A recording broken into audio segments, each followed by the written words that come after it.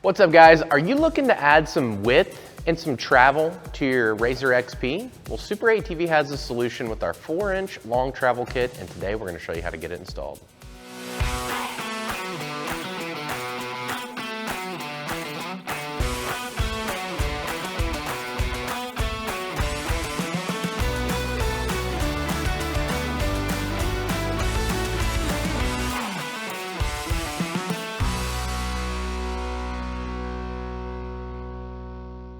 What's up everybody? Welcome back to Grease the Wheels. I'm Braden Adams. This is my garage, and today we're going to be showing you how to install SuperATV's 4-inch long travel kit on this Polaris RZR XP. Here's the tool list. Let's get right to it.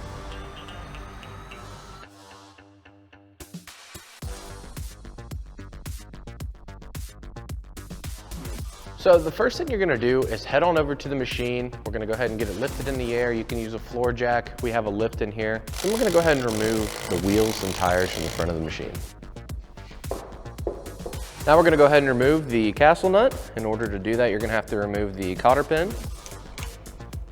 It's gonna be a 30mm nut. We're gonna grab an 18mm socket. We're gonna come around here to the tie rod end and remove the hardware. Then what I like to do is take a hammer and just tap right on the side of the knuckle where the tie rod end goes through. Just give it a couple taps.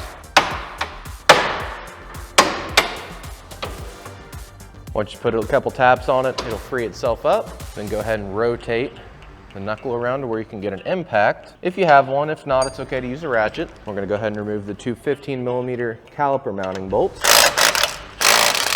And then if you have a set of factory A-arms on your machine, the brake line may be secured a little bit different than the way ours is. This does have a set of SuperATV A-arms on the front of it. We have brake line holders here, so we just peel those up and we can remove the brake line from the arm. You may have to drill out a rivet. You may have some hardware in the arm. Do whatever you have to do to remove the brake line from the arm. Then we're just gonna take our caliper. I'm just gonna lay it on my lift for right now. We can go ahead and grab a hold of the hub, slide it off. And we're gonna have a 15mm bolt with a 15mm nut for the ball joint pinch bolt on the upper as well as the lower. We'll go ahead and remove those now. And just pick up, relieve the tension off the ball joint, and remove the hardware. Once you do that, you can just kind of wiggle it. And it'll come off just like that. What I like to do is go ahead and reinstall my hardware into the same hole. That way I know where it goes, we don't lose it, and we don't get it mixed up for the shock bolt.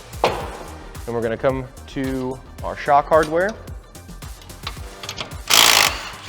It's a 15 and a 15. Grab an extension. We're gonna come from the front of the tube of the arm to the sway bar link. Go ahead and remove the hardware from here. And you can do this on the top and bottom mounting position on the sway bar. You'll wanna remove the hardware from both sides because we're going to be changing the sway bar link out. Factory link. Pick up on the arm, and you can remove the bolt. What I like to do is just take my hardware, stick it right back through the shock, again, just so I know where it's at. We're gonna grab our 15 again. Now we're gonna remove the upper A-arm mounting hardware.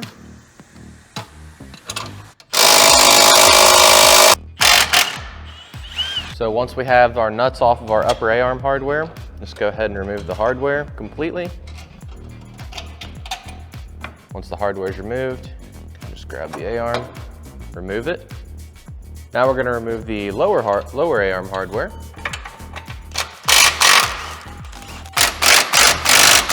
Just go ahead and remove the hardware from the arm. Remove the lower A-arm. All right, so now we're gonna go up here and remove the shock from the upper mounting location. Just have to get a ratchet and slide it into position up here. Then once I get it cracked loose, I like to grab my electric ratchet and spin it the rest of the way out.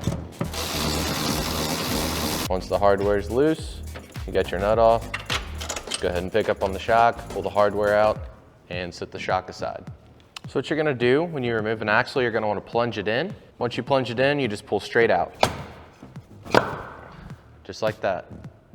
Now we're gonna remove our tie rod. Just grab your boot. It may have a zip tie on it. A lot of times it's loose enough to where you can just peel it. You're just gonna take your pipe wrench and we're gonna put it on the inner ball and socket. But I'm gonna get up in the machine real quick and I'm gonna steer the steering wheel all the way out so it moves the inner ball and socket as far out as I can. That way I can get a hold of it easier. And we're just gonna take our pipe wrench, make sure we got a good bite on it. So if you're having issues getting these broke loose, there is gonna be some sort of thread blocker on it. What you can do is take a little bit of heat and apply it only to where the threads are, and that'll help tremendously.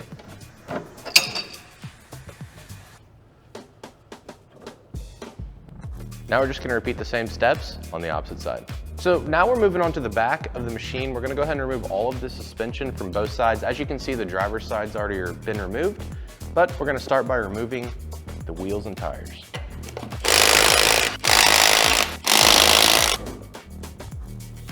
So moving on to the rear, the first thing that we're gonna do is go ahead and remove the cotter pin, then the castle nut, same as the front. Then we're gonna remove our upper as well as lower radius arm hardware. It's gonna be an 18mm socket with an 18mm wrench. Once you have the nuts removed, just go ahead and pick up. You can remove the lower radius arm. And then what I like to do is just go ahead and stick the hardware right back through the knuckle. That way we know exactly where it's at. We're gonna grab a 15mm socket. Go ahead and remove our 2 brake caliper bolts. Just grab the brake caliper, wiggle it off. We can go ahead and remove the hub, set it aside. And then we're gonna come right here. There's gonna be 2 10mm bolts that are gonna be securing this brake line cover. We're gonna need to remove those. It'll be a 10mm nut on the inside. We can grab our caliper, kind of flip it over this way, lift up on the knuckle to remove the tension off of the radius arm. Remove the upper radius arm hardware, let the radius arm hang. We can go ahead and pull straight out, get the axle removed from the knuckle, plunge it in, and pull straight out. Axle's removed. We'll go ahead and grab our 15mm socket with a 15mm wrench. We're gonna completely remove the knuckle from the trailing arm.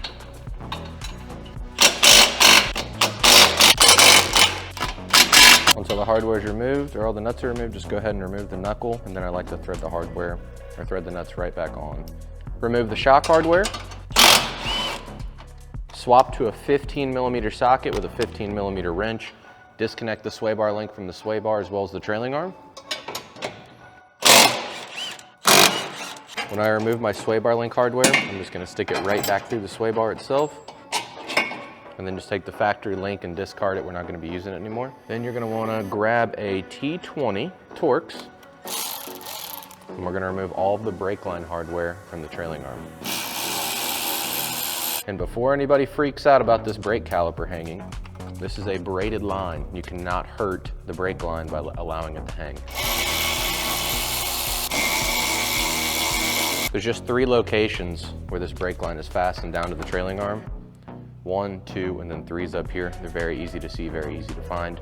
Remove all the hardware. Go ahead and remove the radius arm hardware. It'll be an 18mm socket, and you're gonna have an 18mm nut. The trick is to not drop the nut underneath the transmission. It can be kind of difficult not to do that. Just try not to. Once we have the nuts removed, go ahead and remove the radius arms. This lower bolt can be kind of tricky to get out, especially when it's the last radius arm.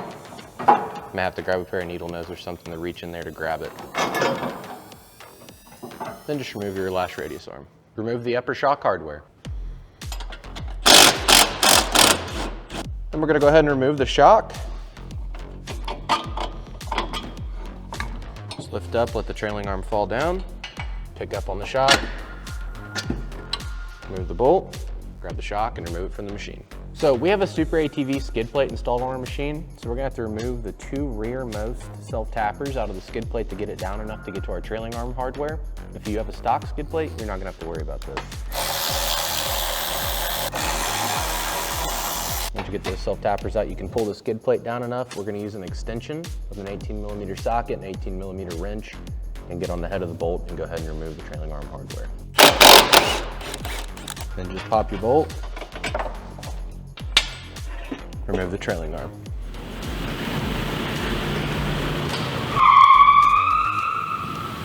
Now we're gonna grab our shocks and head over to the spring compressor.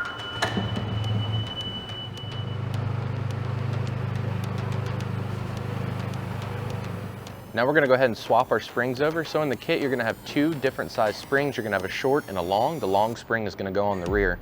Now we have a spring compressor. If you don't, I highly advise you to use one. There is other options you can use as long as you're being safe. That's totally acceptable. So now what we're gonna do is just get our spring compressor set up on our spring here. We just wanna make sure it's on the coil. And we're just gonna compress our spring down until we can remove our retainer. We'll remove the retainer, just like so. We'll go ahead and remove the tension off of our spring. And go ahead and remove your primary spring. We're gonna remove the spacer. Then remove our tender spring. Go ahead and grab our long tender spring. Slide it on. Spacer, grab the primary. Go ahead and reinstall it. We're gonna set our spring compressor back up on the coil. Once we have it compressed down enough to reinstall the retainer, we'll go ahead and slide it back into place. Now we're gonna grab a front shock and do the same thing with the short spring.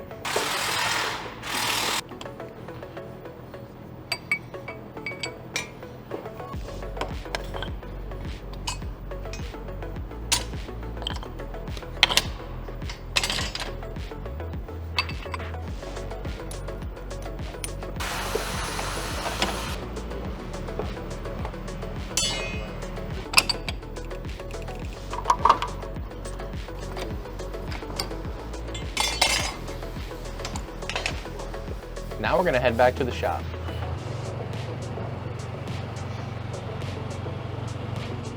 All right, so now we're back from getting our springs on. We're gonna come to the right rear of the machine. If you look right above where the trailing arm was, you're gonna see a black panel. It's gonna have 2 T40 Torx. We're gonna go ahead and remove those. Once you remove the hardware, you can remove this panel. Then what we're gonna do is take our hand and run it right behind this tube, and you're gonna feel clips that the factory brake line is clipped into. We're not gonna be able to show you, it's too tight of an area to get a camera in, but you're just gonna follow that brake line. You're gonna feel where it's secured. It has a little clamp in there to where when you pop the brake line in, it secures it. So all you gotta do is just pull it straight off of it. You'll hear it unclip, and it's good. You just wanna do that all the way across. And then we're gonna go to the opposite side, but before we do that, you're gonna wanna grab your long brake line with this fitting on it, and I'm gonna start feeding it across right with the factory line. That way I know it's in the correct position. Sometimes you can take a line out and you'll put a new line in and it won't be routed correctly. It can make contact on the prop shaft and it can just not be a good situation. So always follow where the factory line was routed. So I'm gonna do that now. Again, you're not gonna be able to see a lot of it, but just know that we're following the factory brake line routing.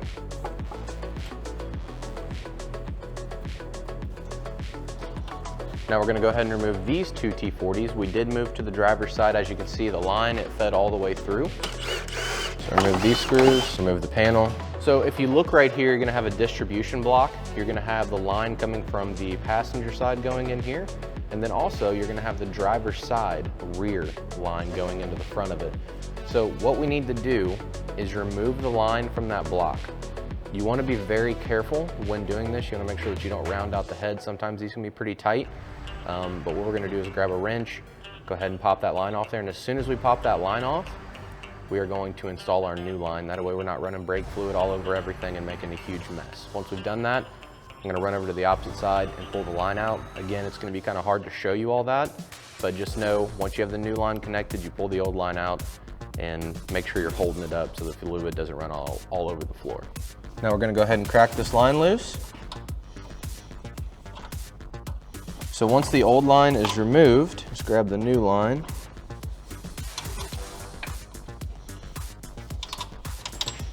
And go ahead and install it right back into the block. Then we're just gonna go ahead and tighten the line up. And we're gonna hurry up and run to the opposite side and yank the other line out. Then once you get the line removed, you just wanna make sure that you're hanging it straight up and down. That way you're not running brake fluid everywhere. I'm just gonna hang mine from a hole in the frame for the time being. That way it's sitting straight up and down. We're not losing any brake fluid. So now we're gonna remove the driver's side rear line. It's gonna be on the back side of the same block that we just removed the opposite line from. Now there is gonna be a hold down on the frame for this. Now there's a couple ways you can go about removing the brake line from it. A lot of times you can take a pair of vice grips or maybe a pair of side cuts, grab a hold of that and bend it back a little bit to get the line out of it, or you can cut it either way. Ours has had brake lines installed on it before, so our line hold down was cut. Any way that you see best to remove that is the way that I would go about it, as long as you don't damage the frame or the machine in any way. But we're gonna go ahead and remove this fitting. Same thing applies here. As soon as this line comes off, you need to be ready to install the other one. The least amount of brake fluid that you lose out of the system, the better off you're gonna be when it comes to bleeding the brakes. All right, so here's the old line. We got it removed. Same thing, we're just gonna try to get it hung up out of the way. Now we're gonna grab our new line. This is gonna be the shorter of the two lines that has this style fitting on it.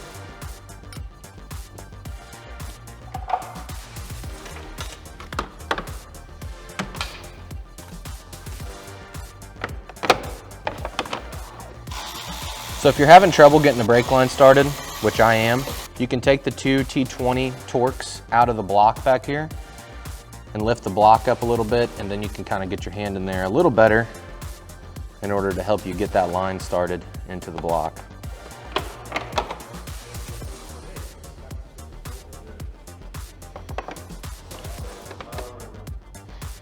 So we have the brake lines installed on the rear of the machine, but one thing that I personally like to do is leave the old brake lines hooked up to the caliper, leave that line hanging up high so no fluid's gonna run anywhere, and then do the same thing with the new line. Just keep them up out of the way. And installing the brake line to the caliper is gonna be one of the last things that I like to do. I like to get all the suspension on, route the brake line correctly, because it's kind of bit me a few times where I've installed the brake line to the caliper prior to having the suspension on, then the brake line's twisted up and I have to take the banjo back loose. It just kind of makes a mess. So we're gonna leave everything as it is. We're gonna go to the front and we're gonna swap the brake lines up there, and then we're gonna continue with installing the suspension to the machine. Okay, so now we're on the front driver's side. We're gonna locate where the brake lines go into the master cylinder. We're gonna disconnect the sensor. It just has a little clip on it. You just pull the clip back, slide the sensor off, slide the plug off, and then we're gonna take a 19mm wrench and we're gonna remove the fitting that is holding both brake lines together. Now there's one thing you need to keep in mind. You need to have the BLO 16 brake line out of the kit for the driver's side and the BLO 15 for the passenger side. So I've got the driver's side staged right here in front of me, and I've got the passenger side sitting in the bag ready to go. We do label all the bags, so make sure you have the BLO 15 for the passenger side and the BLO 16 for the driver. I'm gonna go ahead and remove this brake line. It is gonna make a mess, there's no way around it. The best thing to do is just try to do this as fast as you can. And also make sure when you remove this that you don't lose all of the banjo washers. As you see, I kind of like to straighten them out a little bit. Just bend them a little bit and they'll straighten out. I'm gonna go ahead and remove my line. Make sure you have your calipers sitting somewhere to where they're not gonna fall. So we're gonna remove our first banjo. Sit it in a clean spot to where we're not making a mess. Pull off our line. Once again, try to take our line and stick it somewhere where it's not gonna leak fluid everywhere. If possible, if not, you know, it's not the end of the world. We're gonna remove our last line here. Then we're gonna take our new line, go ahead and slide it on. So it'll be like this, then take the banjo, slide that on, and grab this line, slide it on like so. Grab the banjo. So this is how everything should be oriented, just like this. And then we're just gonna thread it right back into the master cylinder. Once we have everything started, we're just gonna go ahead and fully tighten down the fittings. Just gonna make sure that you get this nice and tight. Okay, got it good and tight. Gonna wipe down the plug, make sure there's no brake fluid in it. Then just go ahead and plug the connection back in. So now we're gonna grab our inner ball and socket out of our kit. We're gonna grab a little bit of blue Loctite, apply it to the threads. Then we're just gonna take our inner ball and socket and thread it directly into the rack. Get it hand tight. Then we're gonna grab our pipe wrench and we're gonna fully tighten down the inner ball and socket. Once we have the inner ball and socket fully tightened down, we're gonna grab our boot. Slide our boot over our inner ball and socket. Then we're gonna slide the boot onto the rack and pinion. If you're having trouble getting the boot on, you can take just a little bit of grease or a little bit of lube, slide it on the boot, and then wrap it around the rack and pinion. I just kind of put my thumbs in and rolled it, lipped it around. Then you're gonna grab the provided zip ties in the kit, slide it over top the boot, Make sure you go all the way in and get it onto the lip that actually is securing it to the rack. Tighten it down. And we're gonna come right here to the outer and do the same exact thing. The jam nut will be in the package with the inner ball and socket. Just go ahead and take the jam nut, thread it all the way up, and then I'm not gonna install my tie rod quite yet. Now we're gonna grab our lower A-arm and go ahead and get it installed. This kit can be purchased with or without pre-installed ball joints. We have a full line of ball joints. Be sure to check out SuperATV.com to check out all the options. Also, this kit comes with pre-installed bushings. So the only thing you have to do is toss your grease zerk in and you're good to go. Just gonna line this up, get it installed. We'll grab the factory hardware.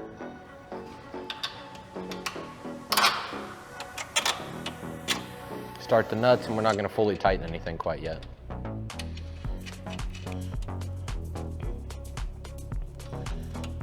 Then we're gonna grab our upper A-arm, slide it into position, same thing, factory hardware.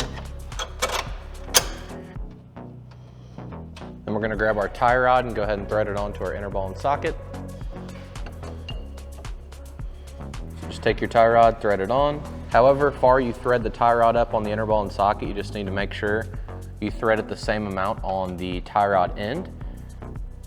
That way when you go to make your adjustments, everything is equal. So we're just gonna grab our tie rod end out of the packaging. Just keep in mind this will be left-handed thread, and the SuperATV needs to face towards the outside. So I'm just gonna kind of eyeball how far I have this threaded up. Now we're gonna grab a strap, wrap it around the tube on the cage. I'm just gonna hook this to the upper A-arm real quick, just so I can get my axle installed. So on every Rhino 2.0 axle, there's gonna be a part number.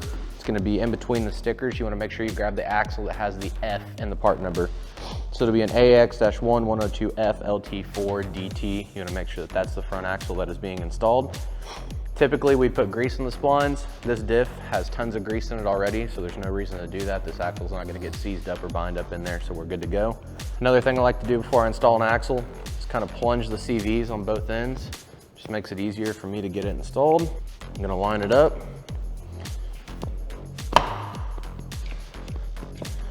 Give it a couple little pulls, make sure it's fully engaged, and then just take the axle and let it lay on the tie rod like this. If you don't and you let the axle hang, it can crease the boot. Whenever you crease a TPE boot, it's more prone to tear and leak. So very imperative that you do this. Do not let the axle hang. I'm gonna go ahead and remove my castle nut. I'll grab my knuckle. Go ahead and remove the hardware out of the knuckle. I'll line it up down here on the lower ball joint. Just go ahead and grab our pinch bolt that we just removed. Looks like it needs to go down a little bit. I'm gonna grab a dead blow and tap it.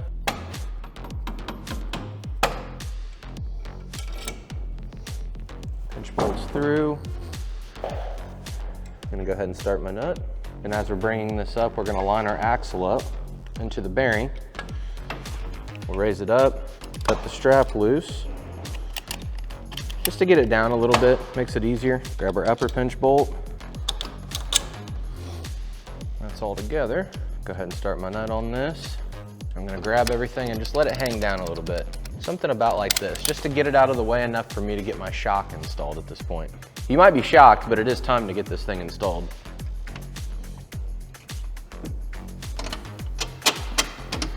Just gonna let it hang up there, get the nut started. And we're just gonna hold the arms, remove the strap until the shock lines up. The hardware through, go ahead and start the nut. So we're gonna grab our sway bar link. You wanna make sure that you have the sway bar link that has the conical style bushings installed, not the squared off ones. We're gonna grab the M10x60 hardware, and we're gonna install it to the inside of the sway bar. And again, we are using the M10x60 provided hardware on this for the upper as well as the lower mounting. And we're just gonna take it and line it up with the A-arm.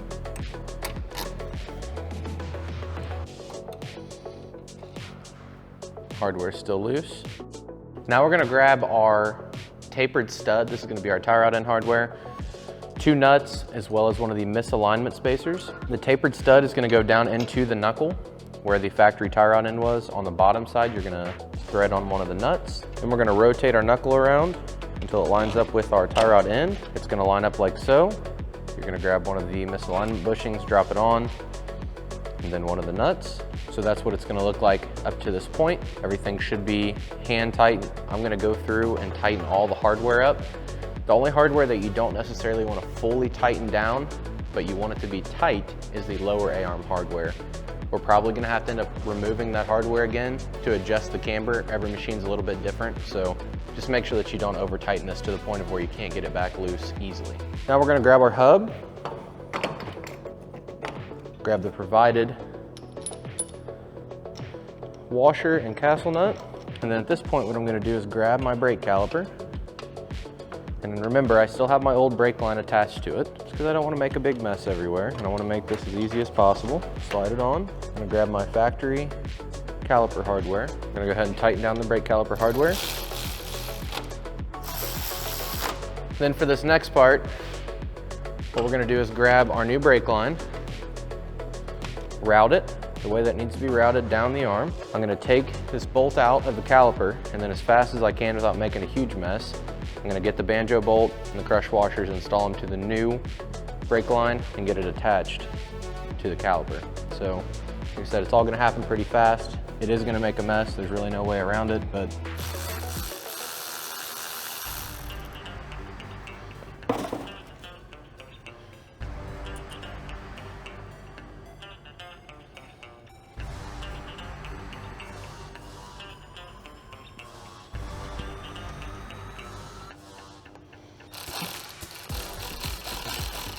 so now what we're gonna do is grab the brake line hardware, and we're gonna fasten the brake line to the A-arm. All right, so now we're gonna take our brake line clip, slide it over our brake line, and we're just gonna thread it directly into the A-arm.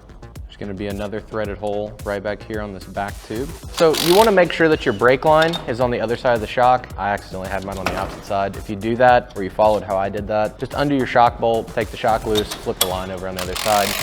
You're gonna have a brake line clip that goes here, one that goes right here, and then another one right up here on this back edge of this bin on this tube. So now we're moving on to the rear of the machine. We're gonna grab the trailing arm and go ahead and get it installed. We're gonna be using the factory hardware. Once we have our trailing arm hardware installed, we're gonna grab our shock and go ahead and get it installed to the machine.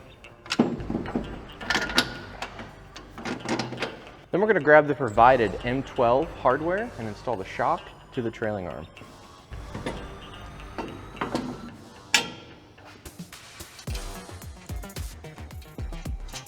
Grab your knuckle and, utilizing the factory hardware, install it to the trailing arm.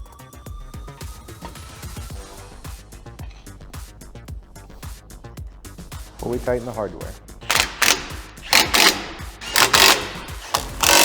So now we're gonna grab our lower radius arm. This is gonna be the longer of the two radius arms. I'm just gonna install it right back into the factory position. Now we're gonna grab the upper, do the same thing. Start the nuts on both of them.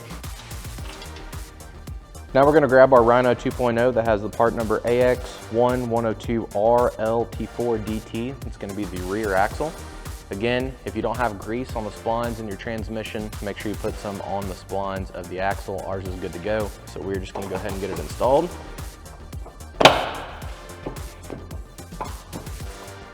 It's in there good. Pull your trailing arm out, slide your axle through the bearing, just like so. And then we're gonna go ahead and grab our hub and get it installed. We're gonna grab our brake caliper, and it's gonna be the same strategy as we used on the front.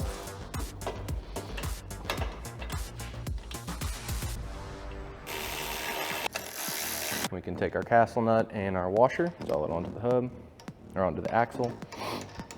And then at this point, we can go ahead and install our radius arms. I'm gonna start with the lower. I'm just gonna grab the upper and get it up here out of the way.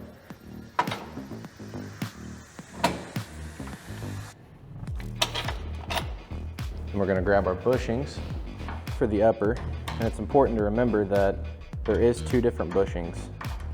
The radius arms only fit one way, so it is kind of self-explanatory, but the longest bushings will go on the frame side. The short bushings will go on the knuckle side. Go ahead and reinstall your nuts.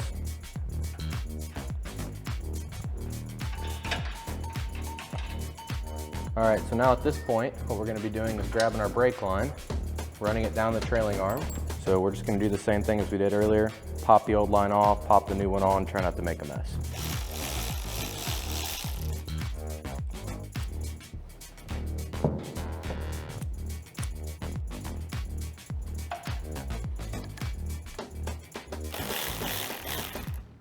Now we're gonna attach our brake line to our trailing arm. I like to start in the rear, that way all my slack is pushed up into the pocket there where we're gonna reinstall that black panel that we removed earlier. And this is a 3mm Allen. I like to use a socket, it makes things go by a little bit faster. And then remember, if there is, for some reason, just a little bit of powder coat or something in the hole, do not try to force these screws because you can strip them out.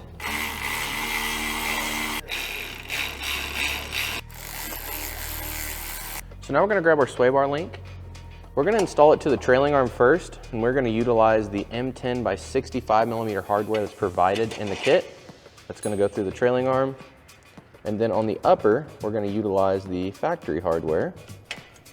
Once you have your hardware started, you're just gonna go through and fully tighten all the hardware, and then we're gonna repeat all the same steps on the opposite side. So once you have your suspension all installed to the machine, make sure everything's fully tightened.